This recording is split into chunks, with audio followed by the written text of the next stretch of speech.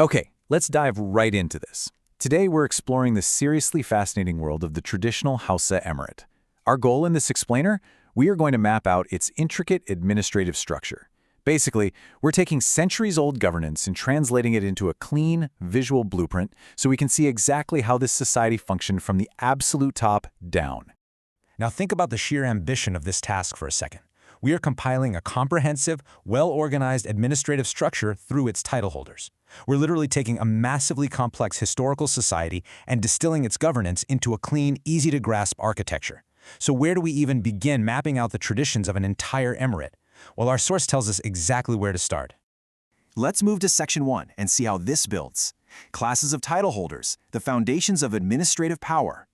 According to our source, these title holders were drawn from three very distinct classes: royal families, slaves, and citizens. And honestly, it's fascinating that administrative power wasn't just restricted to the elites, right? In this system, individuals from the slave class and everyday ordinary citizens held recognized powerful titles. This was often because they brought trusted military expertise or highly specialized skills to the table that the royals absolutely relied on. Basically, your social origin was the very bedrock of how you fit into the whole administration. Okay, moving right along to Section 2, understanding the hakamai, operational roles in the emirate. Now we're shifting from who held the power to how that power was actually wielded. And this brings us to a really critical term you need to know, the hakimai. Simply put, the hakimai are the traditional title holders assigned to specific administrative, office, or council roles.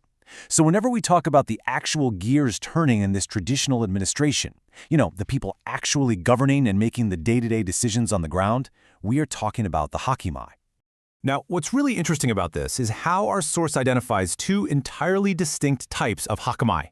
First up, we have the masukasa, or office hakimai. These are the folks holding specific landed offices or active territorial administrative duties. On the flip side, we have the marasakasa, which are the council hakimai.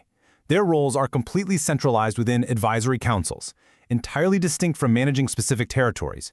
It's essentially a brilliant division of labor between actually managing the land and advising the crown.